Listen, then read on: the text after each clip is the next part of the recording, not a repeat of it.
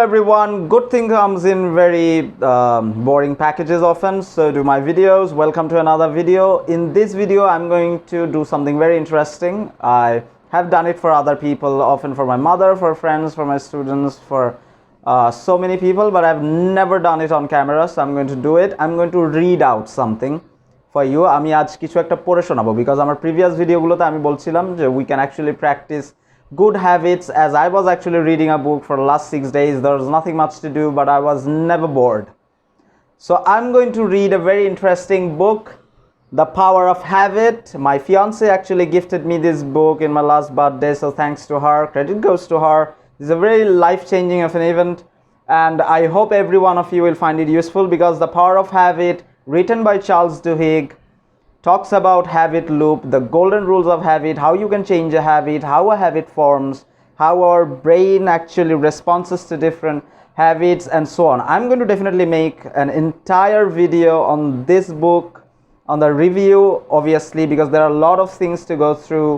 I am more than halfway through the finish line. So, and here is the in this portion যেটা আমি আপনাদেরকে আসলে পড়ে শোনাতে যাচ্ছি, সেখানে বলা হয়েছে আমার খুবই কাছের, মানে আমার খুবই কাছের ঠিক বলাটা ঠিক হবে না, আমার খুব ফেভারিট একজন অ্যাথলিটকে নিয়ে, এবং that athlete is Michael Phelps. I hope every one of us actually know him.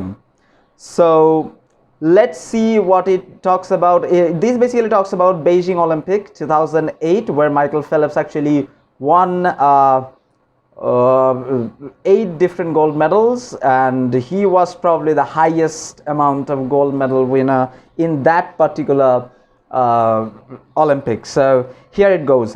Back in Beijing, it was 9:56 a.m., 4 minutes before the races start, and Phelps stood behind his starting block, bouncing slightly on his toes. When the announcer said his name, Phelps stepped onto his block, as he always did before a race, and then stepped down as he always did. He swung his arms 3 times, as he had before every race since he was 12 years old. He stepped up on the blocks again, got into his stance, and when the gun sounded, leapt. Phelps knew that something was wrong as soon as he hit the water. There was moisture inside his goggles. He couldn't tell if they were leaking from the top or bottom. But as he broke the water surface and began swimming, he hoped the leak wouldn't become too bad. By the second turn, however, everything was getting blurry.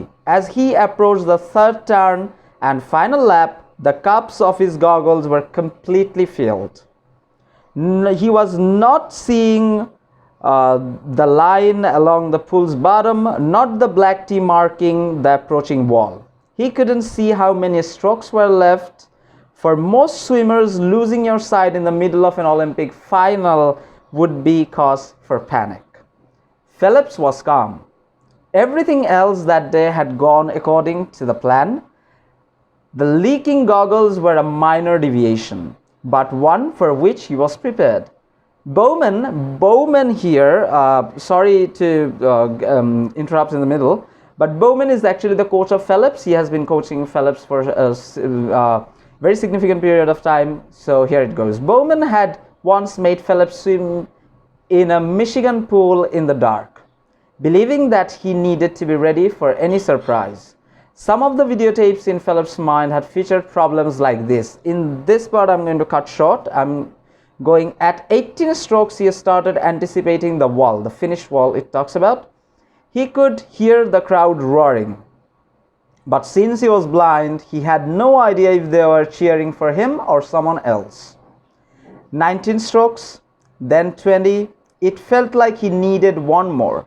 That's what the videotape in his head said.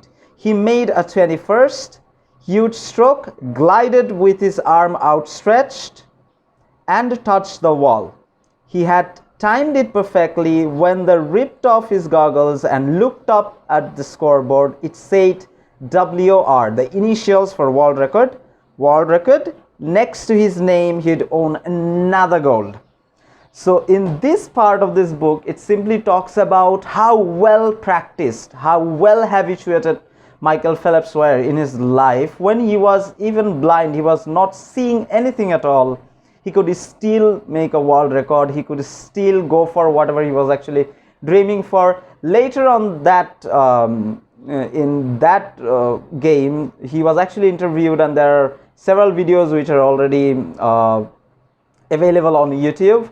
And as I said, the power of habit talks about, this book literally talks about how you can form a habit, how you can change a habit in your life with the proper attention and focus, and knowing the right rule, knowing the right cue, routine and reward, because that is the habit loop. We are going to talk a lot about the habit loop and how a habit forms when I'm going to fully review this book. Till then, please grow up good habits which can be productive in your life. In this period of time when we are already quarantined, I'm on the 10th day of my quarantine, so it does not feel bad. Actually, it does not feel bad. There is nothing that we can take negatively, because this is something we need to do for our country, for all the people who are around us, for the safety of the people, and I think we are doing great. So if you're staying home, cheers for you. If you're staying home, please do positive things, spread positive news, and stay safe and healthy. Thank you. Bye.